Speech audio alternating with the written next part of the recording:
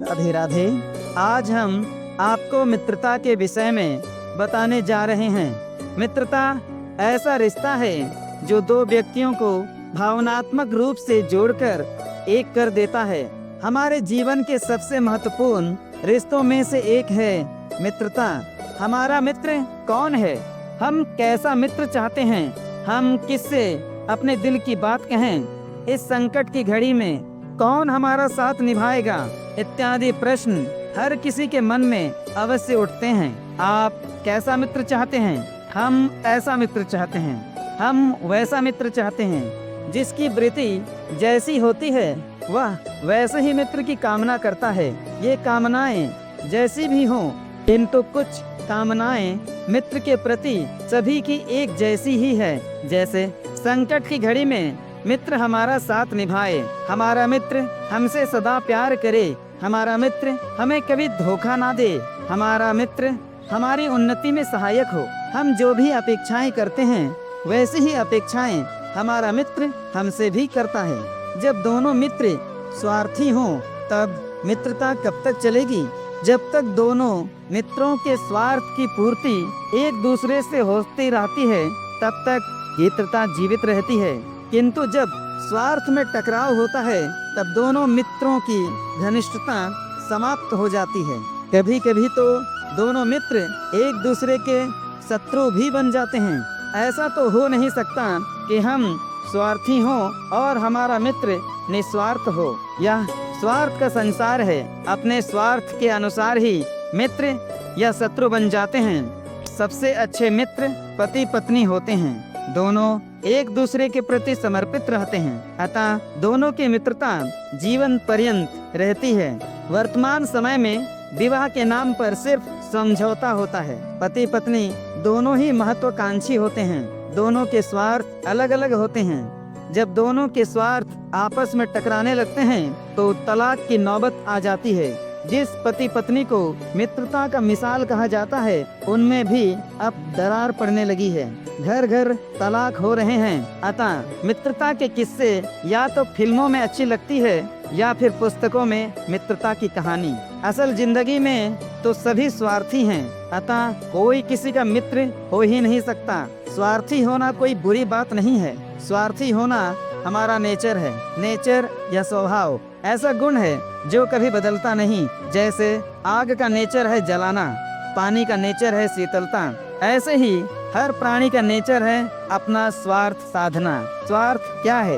अपना सुख पाना, अपना आनंद पाना। पत्नी रात भर पति की सेवा के लिए जाग रही है, इसका मतलब यह नहीं कि पत्नी पति से बहुत प्यार करती है। अरे पत्नी को पति से सुख मिलता है, पति ना रहे तो उसका सुख समाप्त हो जाएगा। ऐसे ही पति भी अपने सुख के लिए पत्नी से प्यार करता है। तो सभी अपने सुख के लिए मित्रता का ढोंग करते हैं।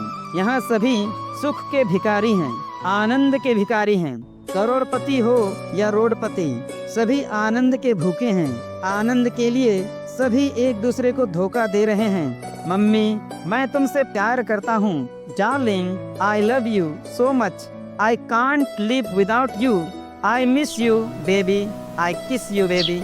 ऐसी चिकनी चुपड़ी बातें कह कह कर हम एक दूसरे को ठग रहे हैं। मित्रता की मिसाल के लिए हम श्री कृष्ण सुदामा को याद कर सकते हैं। श्री कृष्ण ने अत्यंत दरिद्र सुदामा को अपने हृदय से लगाया, अपने राज सिंहासन में साथ बैठाया। सुदामा के कांटों से युक्त चरणों को अपने अश्रुओं से धोया। सुदामा के बिन मांगे ही श्री कृष्ण ने अपने से भी अधिक वैभव प्रदान किया। हम में से हर कोई श्री कृष्ण जैसा मित्र चाहते हैं। श्री कृष्ण अर्जुन की मित्रता भी विख्यात है। श्री कृष्ण ने अपने मित्र अर्जुन के लिए विश्वविख्यात युद्ध महाभारत का पासा ही पलट दिया। अर्जुन के सारथी बने, घोड़ों की मरहम पट्टी की, आवश्यकता पड़ने पर अर्जुन के लिए गुरु का दायित्व भी निभाया। अर्थात भगवान श्री कृष्ण ने अर्जुन को गीता ज्ञान दिया। मित्रता के खातिर श्री कृष्ण ने सारे संसार को पांडवों के आगे झुका दिया।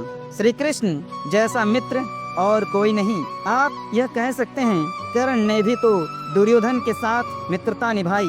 कर्ण को दुर्योधन का सच्चा मित्र कहना मित्रता में कलंक लगाने जैसा है। कर्ण दुर्योधन के एहसान से दबा हुआ था। उस एहसान को चुकाने के लिए कर्ण ने अधर्म में दुर्योधन का साथ दिया। कर्ण ने कभी भी सच्चे मित्र की भांति दुर्योधन को धर्म का मार्ग नहीं दिखाया। अस्तु, कहने का आशय यह है कि संसार में कोई किसी का मित्र नहीं है। हमारे सनातन मित्र भगवान श्री कृष्ण हैं, किंतु हमने कभी भी श्री कृष्ण को अपना मित्र नहीं माना। श्री कृष्ण को हमसे कोई मतलब नहीं है, किंतु हमारे सारे मतलब, सारे स्वार्थ, सारी आकांक्षाएं श्री कृष्ण से ही हल होंगी। श्री कृष्ण समस्त ब्रह्मांडों के स्वामी हैं। ब्रह्मा, विष्णु, शंकर, सब ये सब अगर हम श्री कृष्ण को अपना सखा मान लें तो ये हमारे दास भी बनने को तैयार हैं। श्री कृष्ण को दृढ़ता पूर्वक अपना सखा हम नहीं मान सकते हैं, क्योंकि हमें श्री कृष्ण के तत्व ज्ञान नहीं है। श्री कृष्ण का पूर्ण तत्व ज्ञान उनके भक्त श्रोत्रिय ब्रह्मनिष्ठ महापुरुषों के पास है। जगत गुरुतम श्री कृपालु जी महाराज को श्री कृष्ण का पूर्ण तत्व ज्ञान है।